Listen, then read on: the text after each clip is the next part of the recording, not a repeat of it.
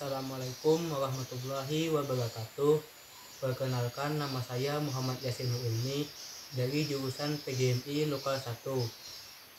Adapun dalam video ini saya akan memenuhi tugas yang diberikan oleh Muallim Majdi MPD, dan tugasnya yaitu menjelaskan tentang ragam bahasa.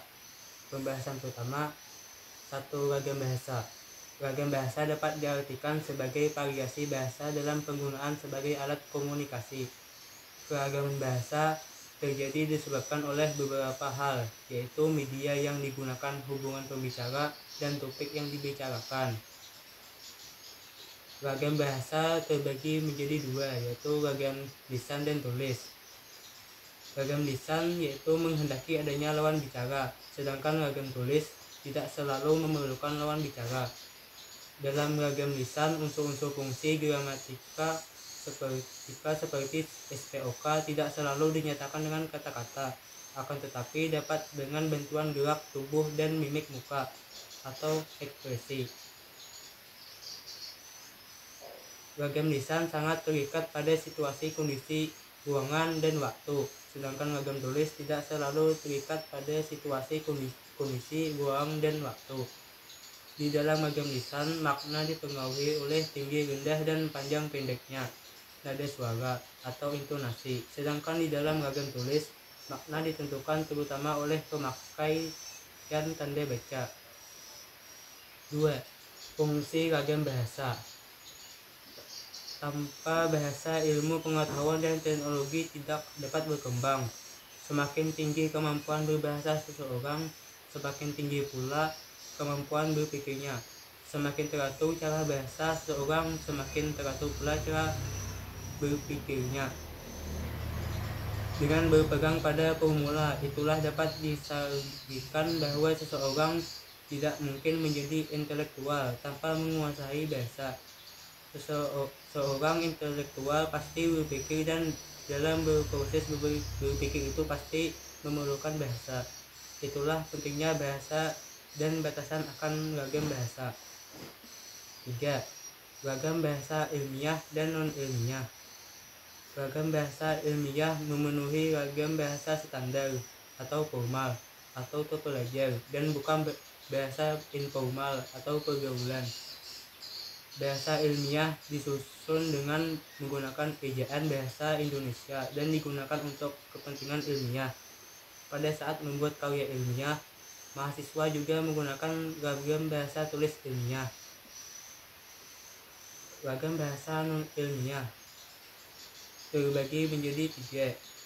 1. Bahasa program adalah bahasa sandi. Bahasa program dapat digunakan sebagai sarana komunikasi di antara remaja dalam kelompoknya pada masa tertentu. Contohnya, bokap, bapak, dan nyokap, ibu, lebay, berlebihan. Ragam bahasa siang.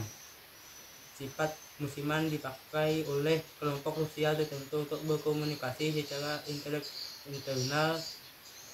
Siang hanyalah transformasi parsial dari bahasa Indonesia menurut pola-pola tertentu.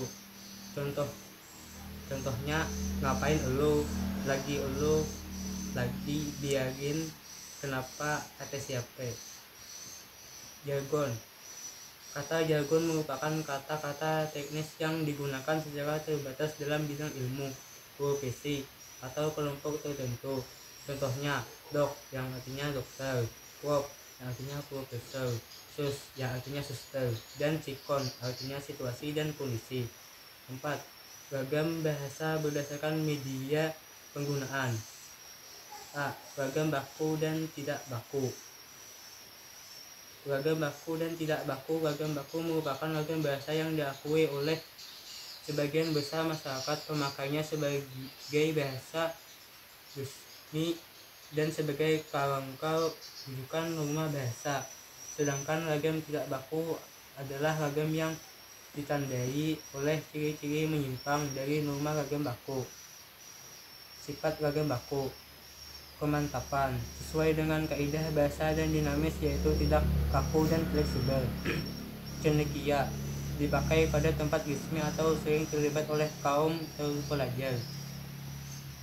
seragam, karena pada dasarnya pembakuan bahasa merupakan proses penyeragaman bahasa. Hal itu bertujuan agar dapat dipakai dan dimengerti setiap pemakainya. B. Ragam sosial dan fungsional. Ragam sosial didasarkan atas kesepakatan bersama dalam lingkungan sosial yang lebih kecil dalam masyarakat. Contoh ragam sosial di lingkungan keluarga dan persahabatan. Ragam fungsional. Ragam profesional adalah ragam bahasa yang dikaitkan dengan profesi, bahasa teknis keprofesian, ragam keagamaan, ragam kedokteran, ragam teknologi, dan lain-lain. Sekian dari saya, mohon maaf jika ada kesalahan. Wassalamualaikum warahmatullahi wabarakatuh.